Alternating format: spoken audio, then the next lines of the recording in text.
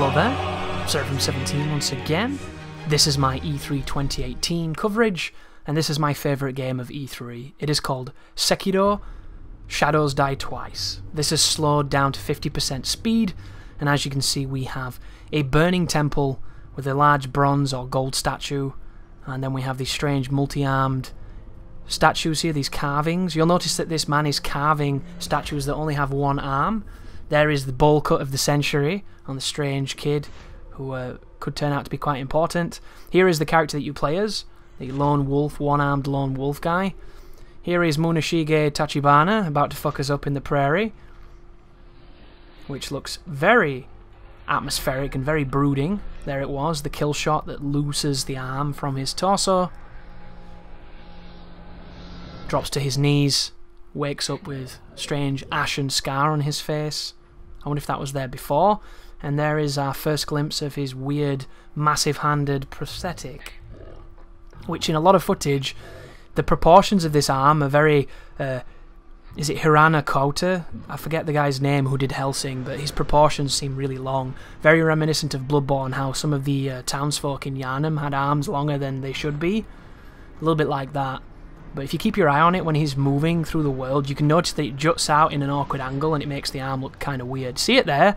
How it's long and then it folds towards the elbow and it looks a little bit awkward. But here is footage of the main character sneaking, sidling along a wall. There, look at the arm there. See how weird it looks? Looks pretty weird, right? There's the kid again offering him mercy as he sneaks underneath floorboards here for more stealth opportunities. And he opens a door with an animation we've seen a million times because it's directly taken from previous Souls games. As it cruises forwards all sweet-like with the embers and the cimbers. And the cimbers? That's not a word, that's a lion from the Lion King. Cinders as they dance and we come up against our first large enemy here, a man with a very huge sword. Some intimidating kanji. And his arm transforming into a big axe that guard breaks that man, and then he immediately riposts with an impalement through the torso. Here is the grappling hook where he corkscrews forwards as he jumps, which looks really sweet. There's going to be plenty of verticality apparently. And here is the just guarding. So the moment that this enemy attacks you, if you guard, you will deflect them and you will affect something known as their posture. This is a jumping stealth assassination, much like the Tenchu games, which From Software published but did not design. Here is the dude, this is the Lost Sinner's dad. Picks you up, dunks you, big damage into the ground there and then throws you away, which I don't know how dynamic this is. There's the fat dude with a huge sword spraying poison mist on his blade.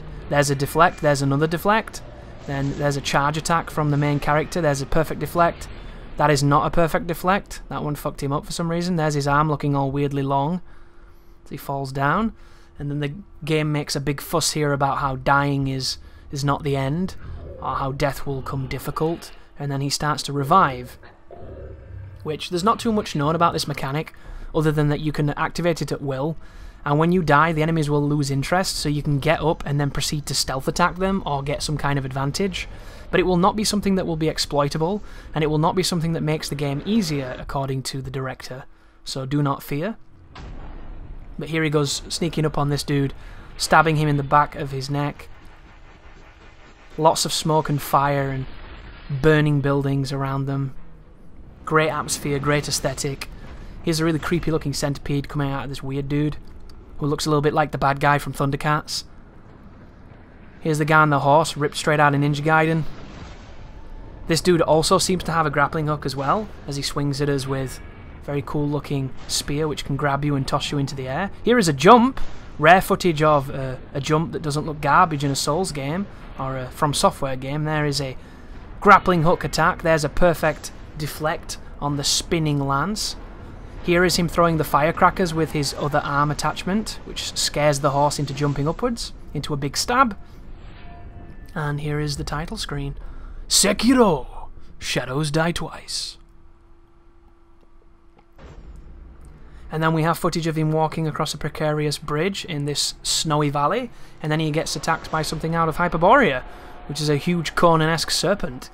Coming 2019, Best piece of information on that screen there, guys, is the Steam part, because it means not only is this on every console, but it's on PC. So if it's got a shit frame rate on the consoles, on PCs it will be godlike, hopefully, and if it's not, DX or somebody like that will fix it. I cannot wait for this game. I didn't realise I wanted it as much as I want it, and I want it a lot. Thank you for watching. You take care now.